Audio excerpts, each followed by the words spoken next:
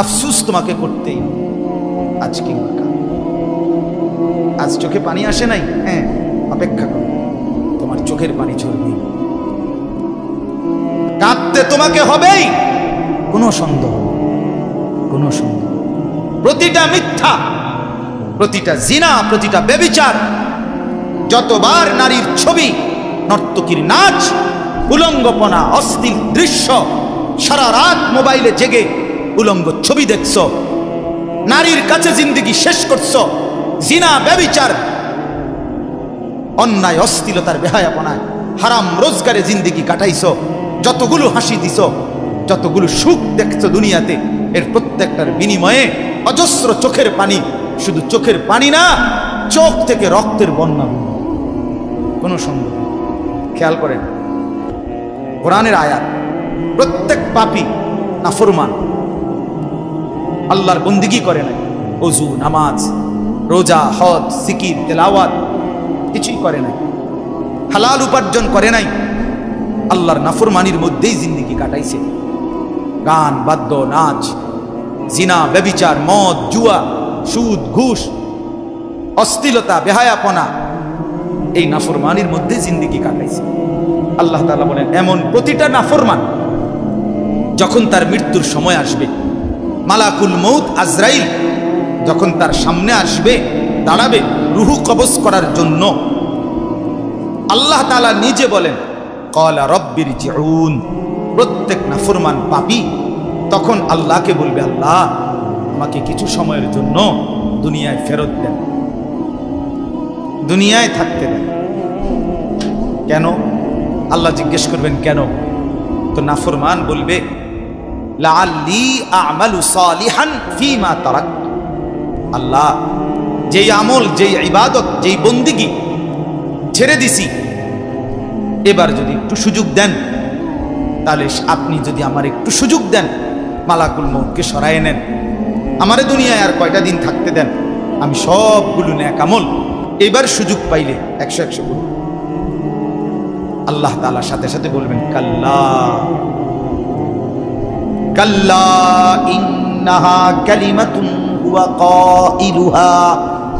কাল্লা, কখনোই না বেঈমান, কখনোই বেঈমান আর কোনোদিন দুনিয়ায় ফেরত যেতে পারবি না, আর কোনোদিন। মালাকুল মউতকে দেখে ভালো হইতে চাচ্ছ? আরে ভাইয়া, মালাকুল মউত আজরাইলকে দেখে, কোরআনে আছে, ফেরাউনের মতো কাফের যখন পানিতে সুবানি খাইতে খাইতে শেষ, আর যখন গারগুর ফিরে গেছে, বুঝছে যে আর বাঁচবে না, এই তখন মালাকুল মউত যখন সামনে এসে দাঁড়াইছে, ফেরাউনের মতো বেঈমানও ঈমান আনতে চাইছিল। আল্লাহ তাআলা বললেন, আল আনা, কোরআনে আছে, আল আনা, এখন চান্দু, এখন আজরাইলরে দেখা এখন ভালো হইতে চাচ্ছ? না না, কবরে গিয়েও শত শতবার বলবে, হাসরের ময়দানে দাঁড়িয়েও বলবে, হাসরের মাঠেও বলবে, আল্লাহ একটু সুযোগ দেন, একটু সুযোগ দেন, একটু সুযোগ দেন, একটু সুযোগ। আল্লাহর কসম, এবার আসেন, কোরআনে আছে, জাহান্নামের মধ্যে যখন নিক্ষিপ্ত হবে, জাহান্নামের ভীষণ আগুনের মধ্যে নাফরমান তখনও আল্লাহর কাছে চাইবে, রব্বানা আখরিজনা না'মাল সালিহান। আল্লাহ, জাহান্নামের এই ভীষণ আযাব থেকে আমাকে একটু বাঁচান, আমাকে একটু বের করেন, আমাকে একটু দুনিয়ায় যেতে দেন, না'মাল সালিহান, আমি সবগুলো নেক আমল এবার যেতে পারলে করব। আল্লাহ তাআলা বলবে, না না, আওয়ালাম নুআম্মিরকুম মা ইয়াতাযাক্কারু ফীহি মান তাযাক্কারা। আমার বান্দা, যেতটুকু হায়াত দিলে নেক আমল করা যায়, যেতটুকু হায়াত দিলে জান্নাতে যাওয়া যায়, এদ্দুর হায়াত দিয়েই আমি তোমার এই দুনিয়া থেকে কবরে আনছি, কবরে এনেছি। আমি ওই পরিমাণ সুযোগ দিছি, ওই পরিমাণ সুযোগ দিয়েই তোমাকে আমি কবরে এনেছি। কথা বুঝছেন?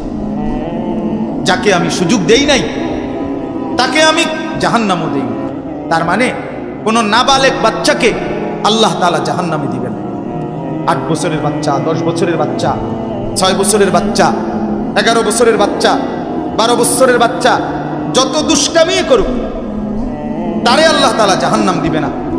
জাহান্নাম হিসাব ওই দিন থেকে, বালেগ হয়েছে যেদিন থেকে গোসল ফরজ হয়েছে ছেলের, পুরুষের, যেদিন থেকে কোনো মেয়ের মাসিক ঋতুস্রাব শুরু হয়েছে, ঠিক ওই মিনিট থেকে হিসাব শুরু। এরপর থেকে বাঁচছে যতদিন, হিসাব হবে তত। কথা বোঝেন নাই? এতটুকু। এর আগে যাকে আল্লাহ মৃত্যু দিছে তারে আল্লাহ তাআলা জাহান্নাম দিবে। আল্লাহ তাআলা বলেন, যেদ্দুর হায়াত দিলে নেকামল করা যায়, বন্দিগি করা যেত, অদ্দুর হায়াত দিয়েই, সুযোগ দিয়েই আমি তোমাকে কবরে এনেছি, তুমি গুরুত্ব দাও নাই, এই জন্য আজ জাহান্নামে আসলা। আরেকবার ফেরত যাওয়ার কোনো সুযোগ নেই।